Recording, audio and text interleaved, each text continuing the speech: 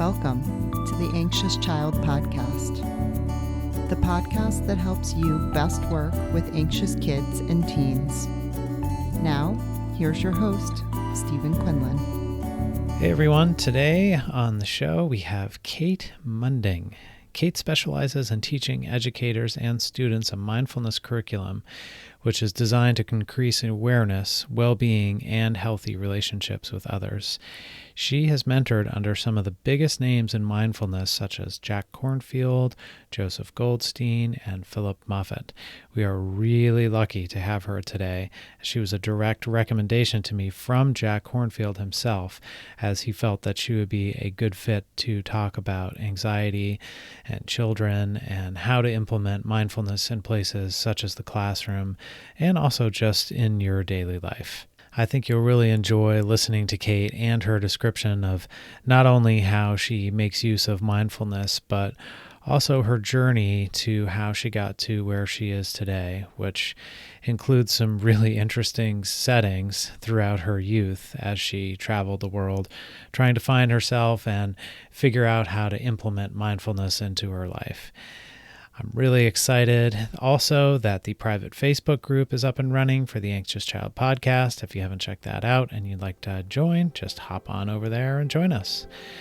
So with that being said, happy to welcome to the show Kate Munding. Enjoy.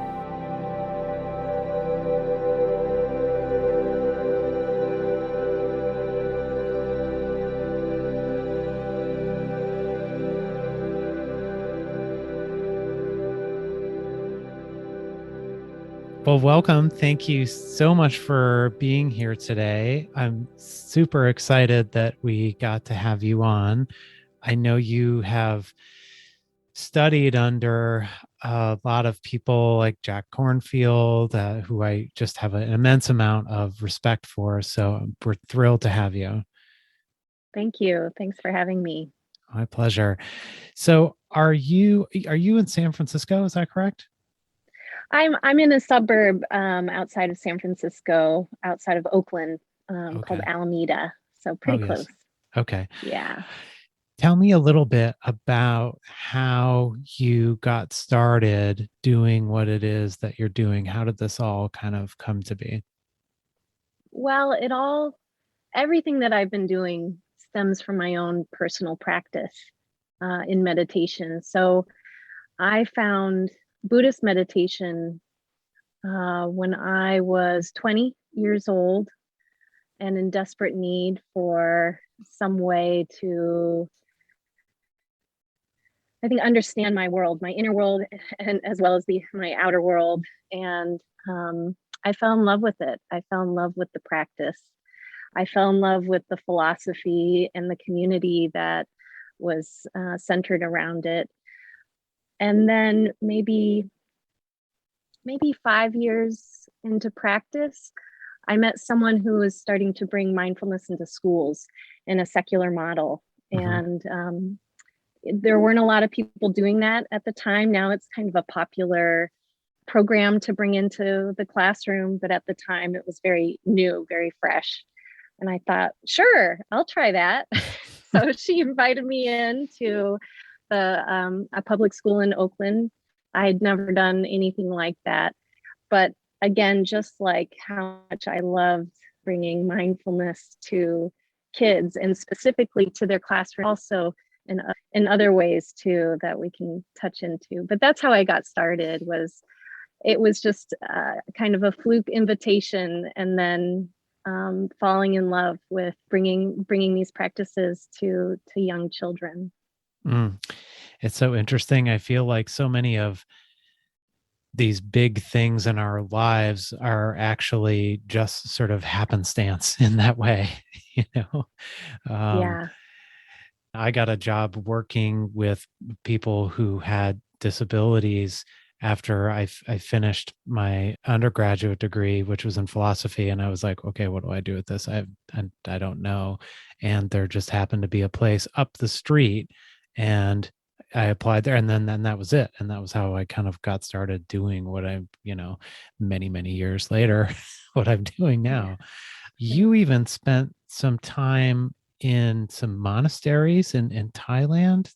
Tell me I about that a did. little bit. Yeah, that was early on in my practice. I couldn't get enough uh, of the practice and wanted to immerse myself. And I thought the best way to do that is to go to a country where this is everywhere. Mm, There's and so in Thailand, Buddhist practice philosophy is embedded in the culture. And so I went and I did spend some time. I didn't ordain. That was not an option for me at the time, but I spent some time living in monasteries as a practitioner. It gave me, I think, a very strong foundation to the practice that I still practice today and teach. mm. Mhm. It must have been quite the experience. And then when you came back to the United States, is that when you got involved working with Jack Kornfield, Joseph Goldstein, and those guys? Yeah. So I came back to the US after sitting these long retreats and wanted more, and found out about a retreat center on the East Coast called Insight Meditation Society. And I went there, and so Joseph Goldstein is based there as a leading teacher. And then Spirit Rock, which is on the West Coast in California, is kind of a sister retreat center, and that's where Jack Kornfield is one of the main teachers. So I found my way into the Insight Meditation community, which both are connected with, and began sitting long practice there. Um, and it was so interesting coming from the experience in Thailand, where I remember my first retreat there was I should preface by saying I was really young and ready to do anything. I don't think I would do this now. I don't think Right. my body would even allow me to do it now. Had no door on it, was open to the outside, had a kind of like a plank bed that you slept on. There was no mattress. They gave you a blanket and a mosquito net. Mine was full of holes, and I just remember the first night sitting up sewing the holes in my mosquito net with Mm. my dental floss. Thinking, this is so awesome, I'm doing this is great. And then got back, so had many experiences there, and much of my retreat experience there was coming in face to face with a lot of discomfort, and then coming to the US, going to these retreat centers and thinking, oh, this is so cush. This is Right. so easy. Uh-huh. And it was just such a different atmosphere, where I didn't have to worry about the bugs, or I had a door. There was everything, all of my comfort needs were really taken care of. And Mm. yet still I had to be with my own mind. And had to be with the discomfort of sitting, and the body discomfort. So Mm. yeah, that's how I got involved with the Insight meditation community, and Jack Kornfield and Joseph Mm. Goldstein, and that group. It's so funny because one wonders if you were at this point in your life sewing together mosquito nets with dental floss, if you would have that same reaction of No, I can tell you. the answer is no. No, I definitely would not. And I think being in my 20s doing that sort of thing, I should preface with, I should say this is, for me, I was a tourist. I was coming into an environment that I didn't have to stay in. I was coming in to practice and learn, and understand more of the culture of Buddhism. But then I got to get on a plane and go home to a very different Mm. life. And so, there are many still there in Thailand and all over the world where this is part of their daily norm. And so how privileged and I'm really so privileged to have the experience, and then to be able to come back and practice in a different way and with a different level of comfort.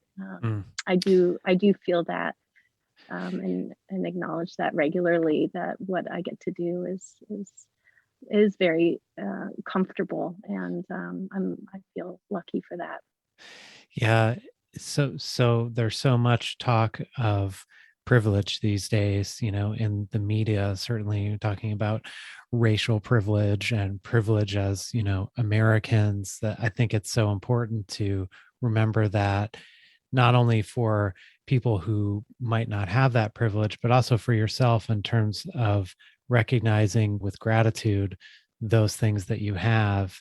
And it's so easy to, I'm wondering, how quickly once you came back from the monastery, you sort of recognize the cush, place. And then I'm imagining very quickly that starts to go away and Right. It's you normalized. reaccustom to that. Yeah. Yeah. Right. It's normalized. And that's that is the privilege, is that Yeah. to stay in contact with the fact that it is a privilege, that Right. it's something to be grateful for, takes some effort. You have to be looking for it, It and does.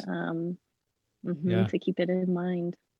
So tell me a little bit about how, when you're working with kids in the classrooms and incorporating all of these things that you have learned through your practice, tell me about what that looks like for you. Yeah. So the practice that I bring into the classroom is a little different from what I personally practice, because I do practice Buddhist meditation in my personal life. But when I go into a classroom, I'm not bringing in Buddhism. I am Right. bringing in a secular mindfulness practice. Hmm. And that can look like a lot of different things. For me, I found that making mindfulness fun in the classroom is really important, as well as practical.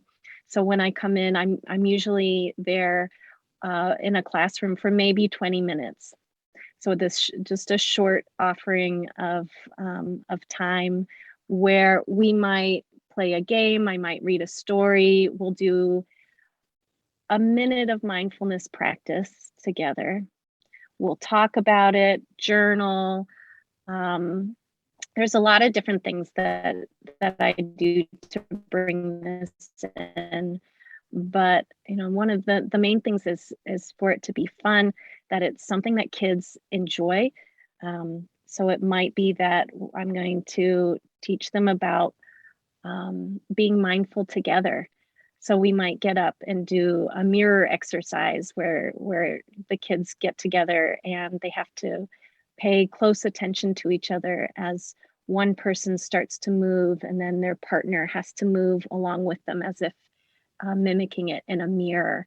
Mm. And level of concentration that takes, but it's also hilarious, and so you get the giggles, and they love it. But at the same time, they're learning something really important. They're learning how to be in contact with each other, to be mindful of each other. Yeah, so it can look like many different things. Mm-hmm. It almost sounds like mindfulness kind of disguised as these fun games.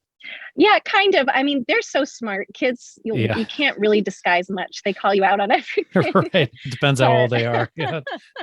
yeah, there's nothing stealth really going on, Uh-huh. Yeah. but they appreciate, certainly we all appreciate it when it's something that we can laugh with and be creative with, when we can bring parts of ourselves into something. um, it's more sustainable. It's something that kids are more likely than to reach for in their set of tools when they need it.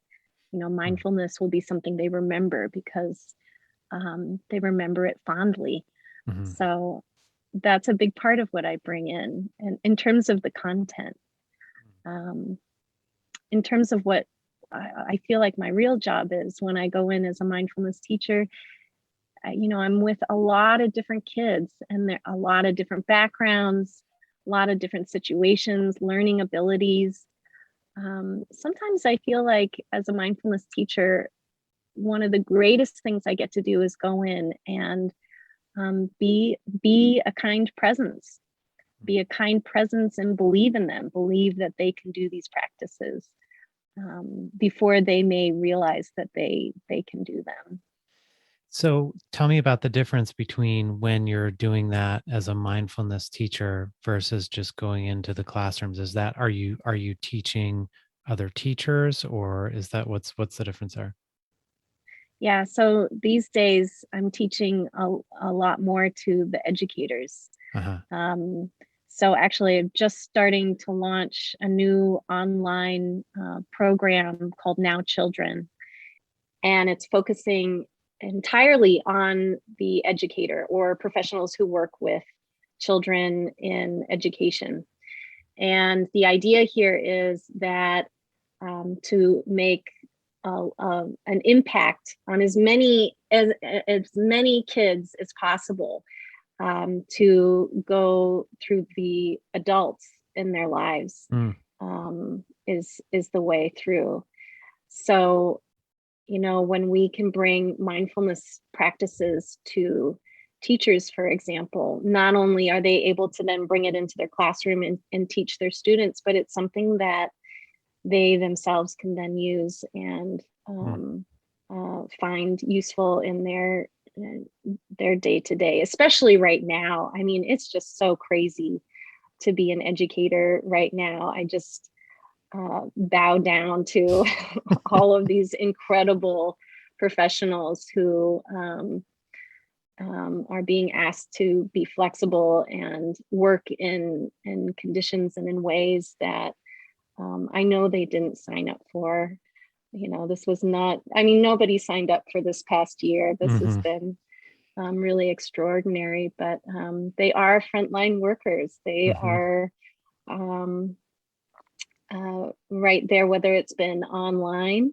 I've been doing online school for the past year with my son, and getting to sit in and see just how innovative and relentless that these teachers have to be in order to connect with their students in this new way. And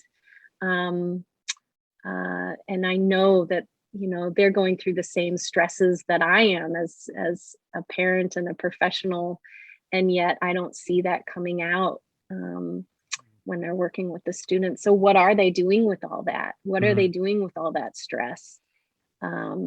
Mindfulness, I think, is just one tool that can be so supportive for their mental health, for their well-being. And then when they're well and feeling strong and resilient, then they can offer that to their students, whether it's through mindfulness or just anything that they're teaching, to be able to teach in a mindful, present way. I think that's impactful. That makes a difference. There's almost like this martyrdom, I think, sometimes that happens for obviously educators and teachers, as you're describing, or people that are in the helping profession, that they forget to take care of themselves because they're taking care of everybody else. So it sounds like what you're doing is kind of this twofold thing of, you are helping them, to the teachers, to do that. And at the same time, as you were saying, being able to help them help many more kids than you might be able to just by yourself. Sort of multiplies out, I suppose, in that way. Yeah, that's right. Yeah. That's right. I mean, we all need these tools. I think we're walking forward into this world that feels very unknown. There's a lot of unknowns. There's a lot of, I think, within that unknown, feeling of instability. And we need adults, but we also need kids who have that kind of resiliency and that flexibility to meet what's here right now and what may be coming in the future. I think that's just a reality of where we are. What do you think about the pace of life in general. I mean, we're talking about sort of the way things are right now in this pandemic world that we live in. But there was something I listened to that you did a talk on resting the mind, which was learning how to take that step back from that busy sort of lifestyle that is so prevalent right now. I'm wondering if you can talk about that a little bit and how that might be influencing the amount of anxiety that we see in kids and just in adults and in general. Yeah. Well, I know that for myself, just the pace of things as things are beginning to open up again. I know they are, at least here in California. Things have been opening up more and more, and I know it's different in different parts of the country right now. But I'm noticing just the pace of things starting to speed up. And I live in a very speedy place. The San Francisco Bay Area is a very speedy place. Mm-hmm. So what the pandemic has done in a way has given perspective of that. We've all been slowing down because we've been forced to. And now that things are starting to speed up, it really highlights how unnatural the pace of things is. We're living in this technological world where, technology doesn't care what the pace is. We just, we build it bigger, better, faster. And the technology doesn't care. But the people behind it and the people who, all of us who are living our lives trying to keep up with that, human beings, I don't think we're built for this kind of pace. And I do think it has a huge impact on our wellness, our well-being. We, to take a pause, to stop, whether it's just to take a breath, whether it is to feel our feet on the ground, whether it's to take a longer pause to reflect on, what am I doing? What am I doing this for? That's not something that is generally in our value system as a larger, broader culture.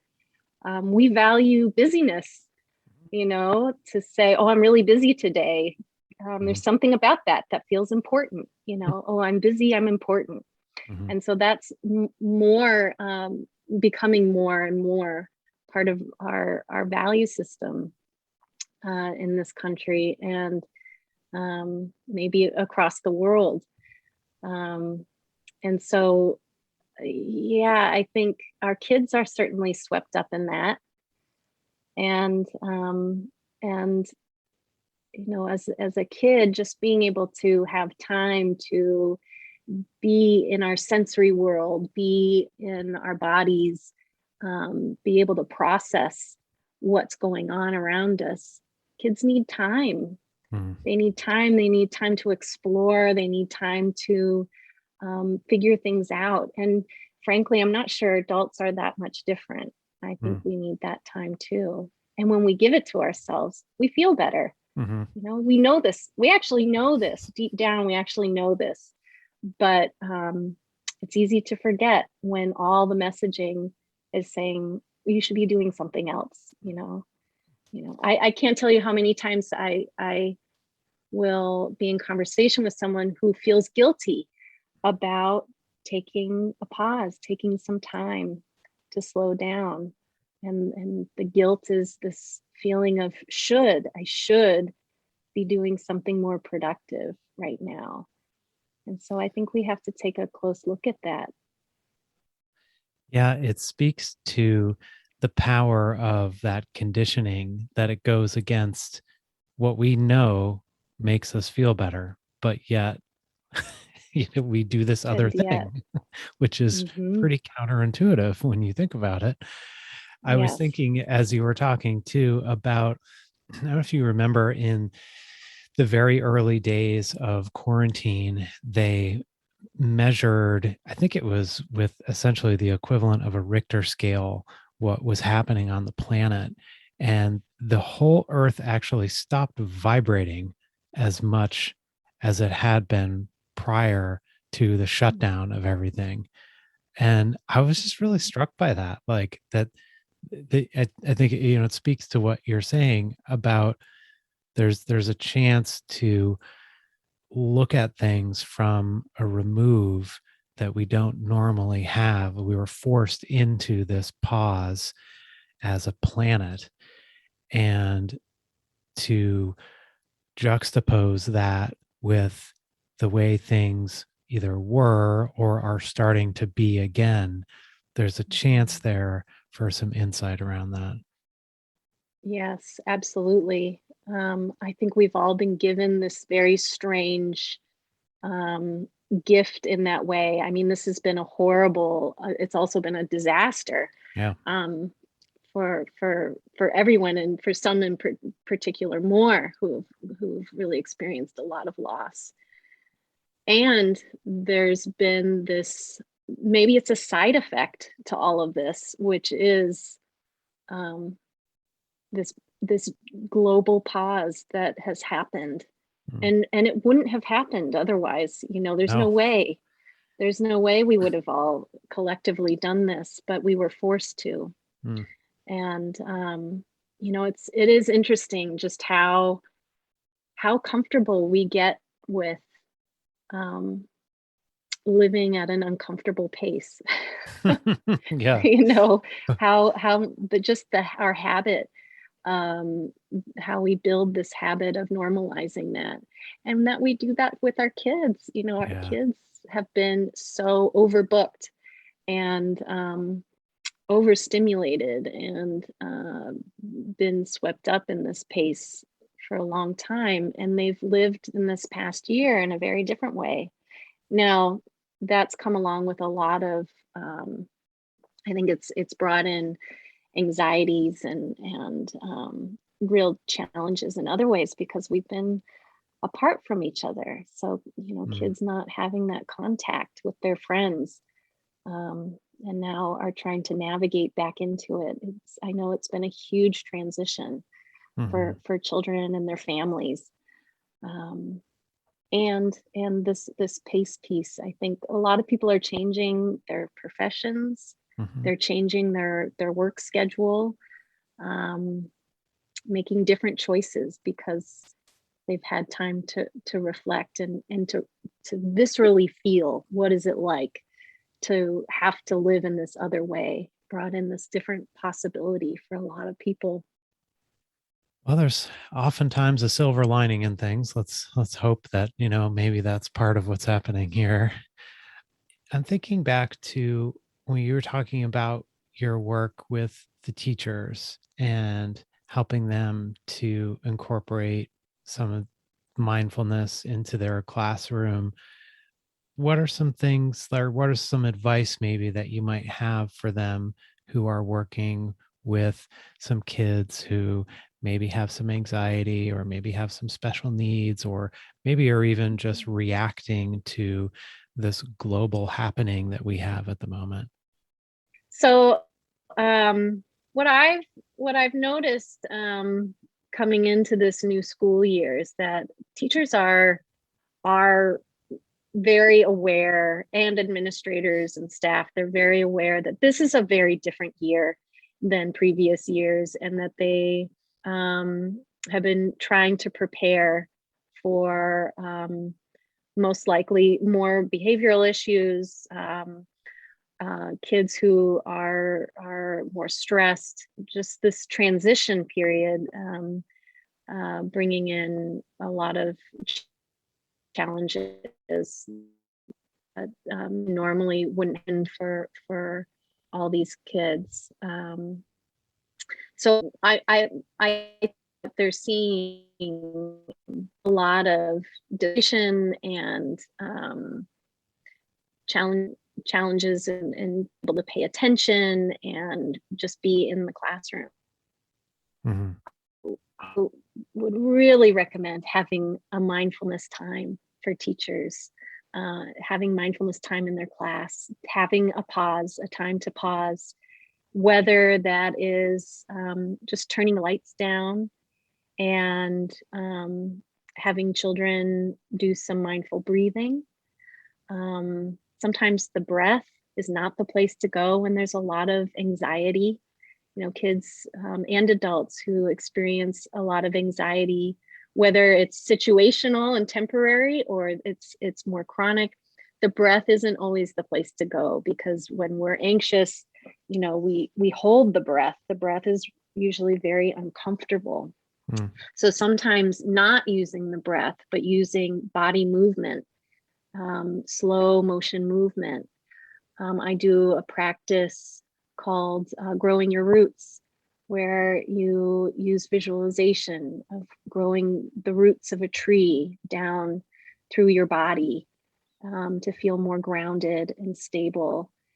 And what happens to the breath then often is that the breath becomes more easy and full as the body becomes more relaxed. But maybe going directly to the breath isn't the place to go.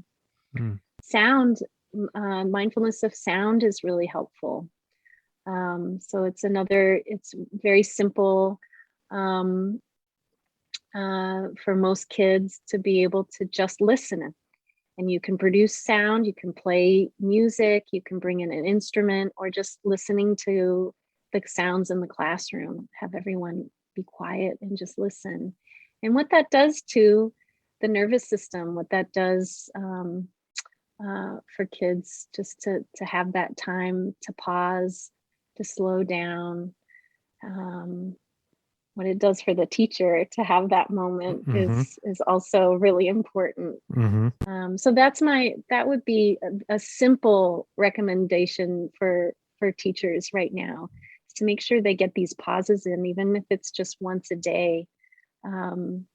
Maybe right before a transition to the playground or to lunch. Maybe it's how you incorporate it with your morning meeting. But to have it somewhere in there every day, if you can, I think it makes such a big difference to everybody. The whole classroom, the climate can be shifted. I'm curious how you feel like your experience as a mother has influenced your practice, and maybe even how your practice has influenced your being a mother. Yeah. Well, I'll tell you, as a meditator, I thought when I decided I wanted to be a mom, I wasn't always a clear choice for me, but when I did decide I did want to be a mom, I thought surely that would mean that I would have this very calm, very blissed out, regulated, blissful, polite child. And I can tell you and your listeners that it doesn't work that way. Shocking. I have a wonderful child. I have a wonderful, beautiful son, who also but he has a lot of challenges. So I have a son who's on the spectrum, the autism spectrum, and that has come with me a lot of learning for me. And I'm so grateful to have a meditation practice. I don't know how, personally, I don't know how I would have navigated this time as a mom without it. I've really needed these practices to stay centered, to be able to, be mindful of my own emotional states, my own stress levels. When you have a child with special needs or disability, there's a lot of extra that comes with it. It's still wonderful. I do love it, and I've had to really lean on my mindfulness practice to go through so far what I've gone through in parenthood. Mm-hmm. But it's informed me a lot. I feel like I understand. My son helps me understand in a different way. His sensory world is very different from mine. Mm-hmm. And so I feel so much more sensitive to that sensory world, and how that plays into, how I'm feeling. If there's a lot of loud noise going on, I don't know that I noticed so much that really kind of is wearing on my mind, and my patience level, or how I feel in a crowd of people.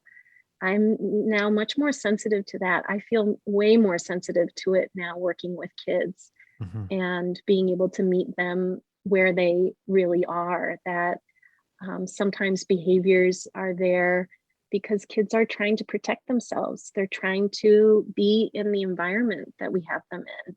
Mm-hmm. And it's not personal. It's really just perhaps their way of communicating or their way of navigating, and it looks different. Mm-hmm. And so how can I then meet them there, and hopefully bring some kind of support if that's what they're needing.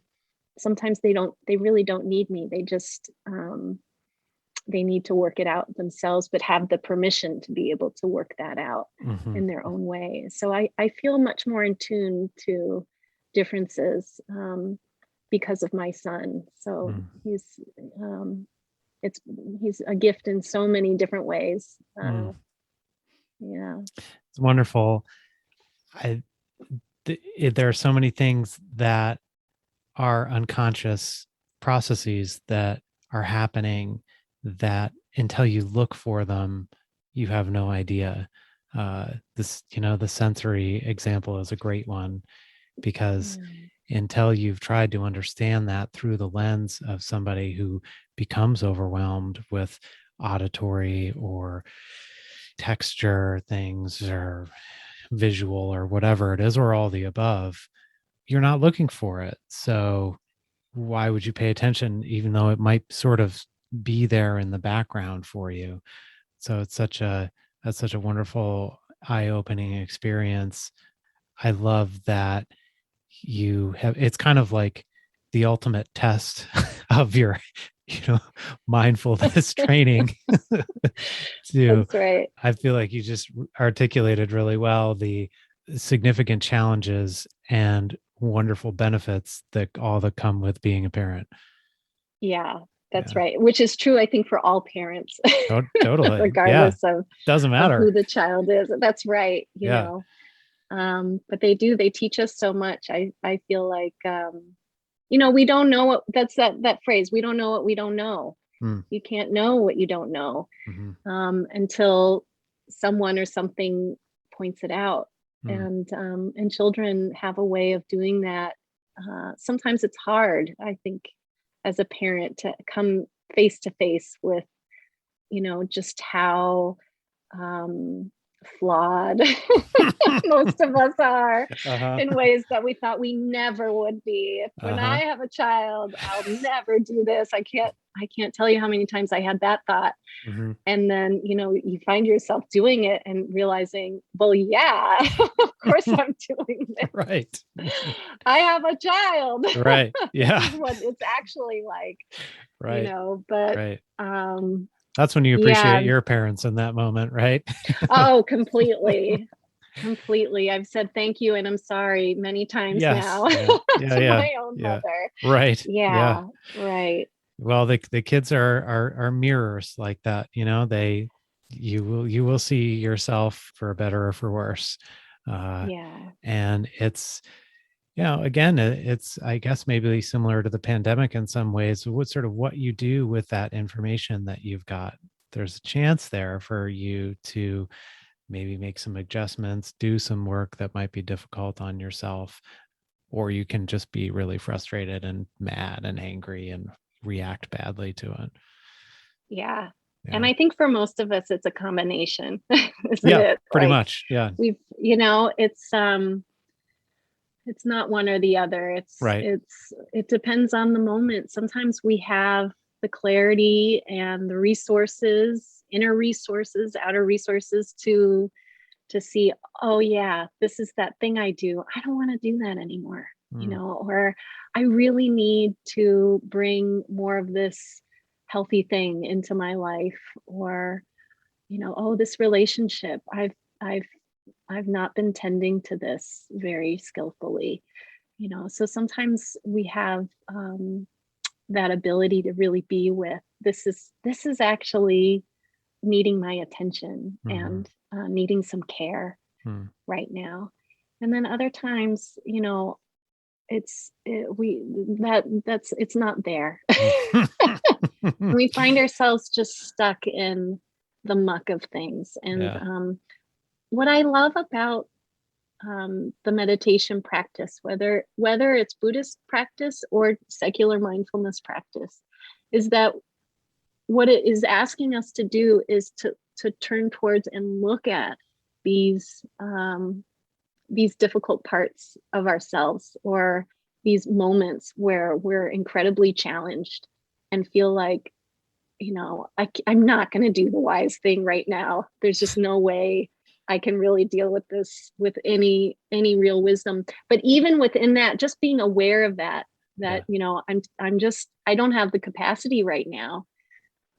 When there's presence with that, when there's mindfulness of that, it actually does open up another possibility of just care.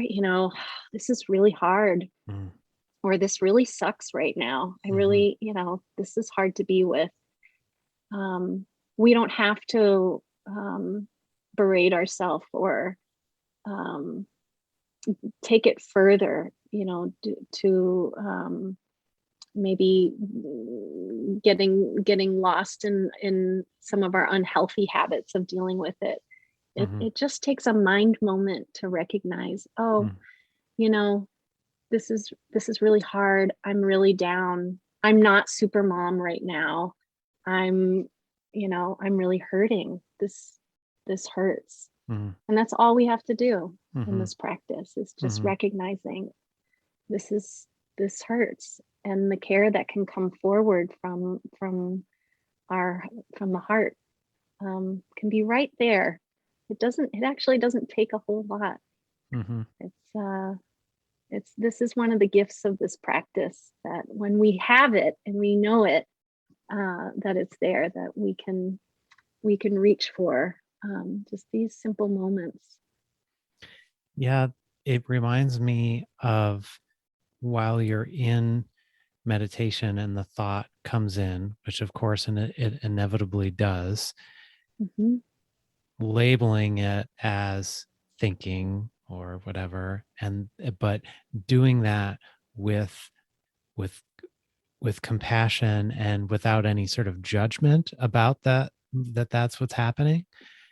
It sounds very much like what you're talking about, in terms of knowing that there's a wise way of handling a situation, and then there's another way, which is maybe sort of a less healthy, but that you're going to do both of those, and that's okay. You don't have to berate yourself for not always taking the wise choice. You don't have to berate yourself for thinking, because at the end of the day, we're all just people. Right. And really, there's nothing wrong with thinking. That's what the mind does. No, yeah. It's doing what it's supposed to. It's doing what it's supposed to do. It's just sometimes it's overactive. Maybe a lot of the times it's overactive, or it thinks about things that we prefer it didn't.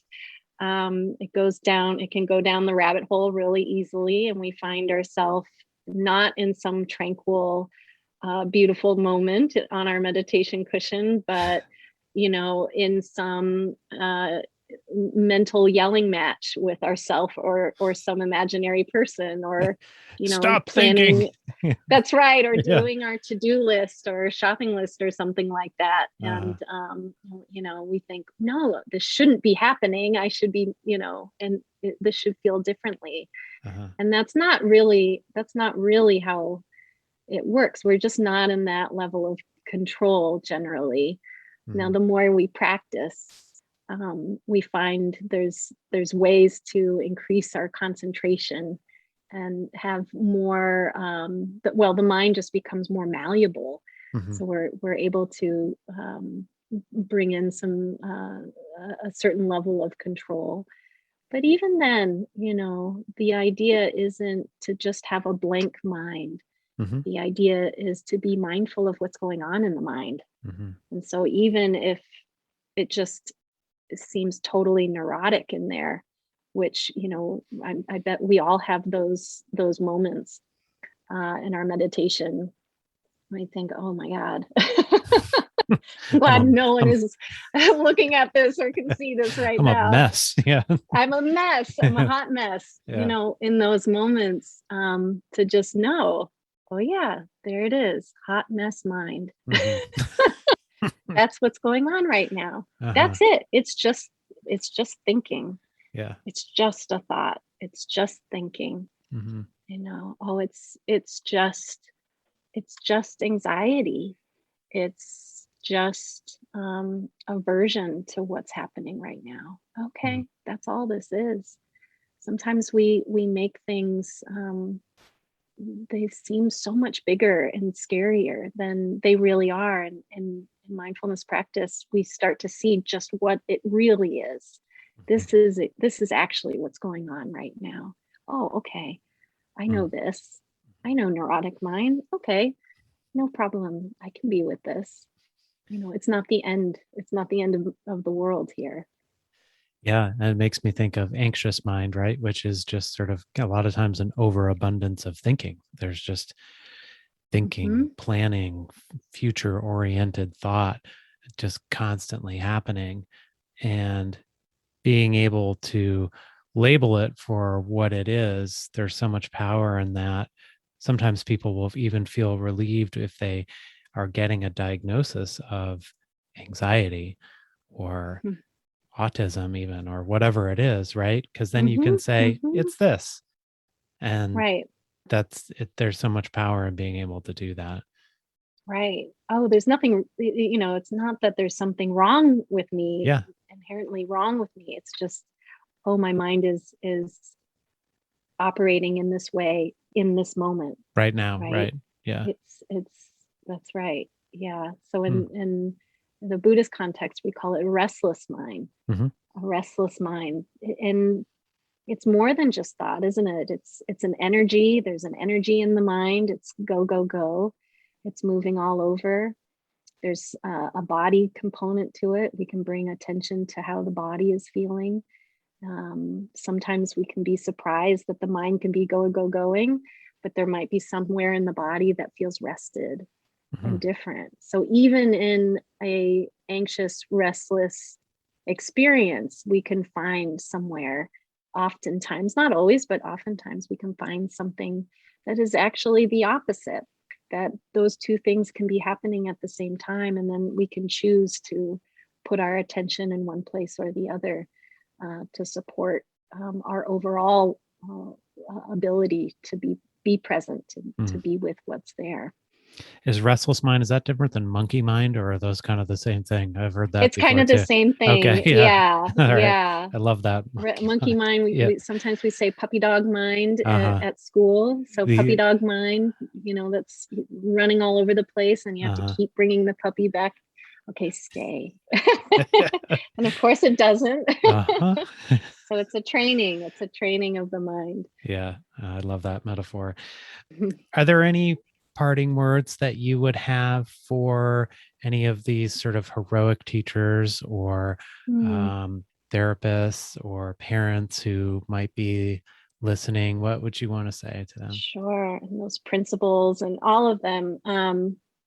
Boy, the thing that comes to mind immediately is just to take care of yourself. You're taking care of all these kids, and probably your own families too. A lot of these educators are also parents and trying to juggle that with some kind of mastery, which I can't even imagine. So just to take care of yourself, to give yourself time to pause each day, Feel your feet on the ground, feel your breath if that's helpful. Listen to sounds, whatever it is that helps you to come back into your body, come back into yourself, check in.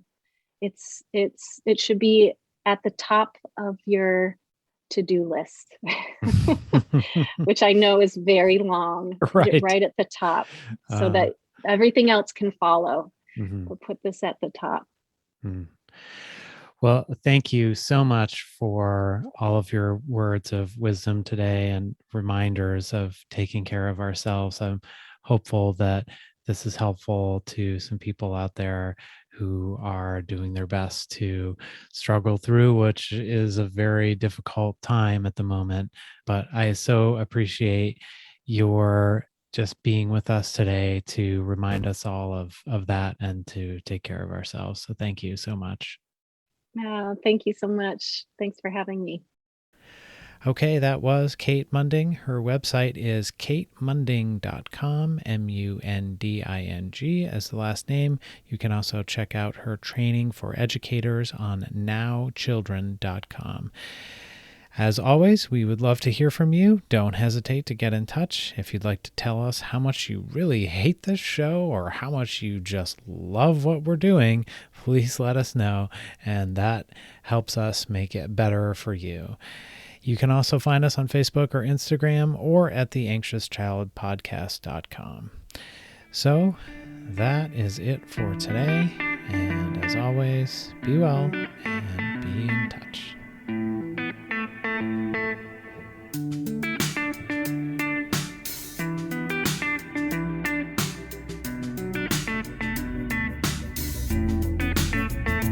This podcast is not intended as medical or psychological treatment. In no way should it replace treatment from a mental health professional.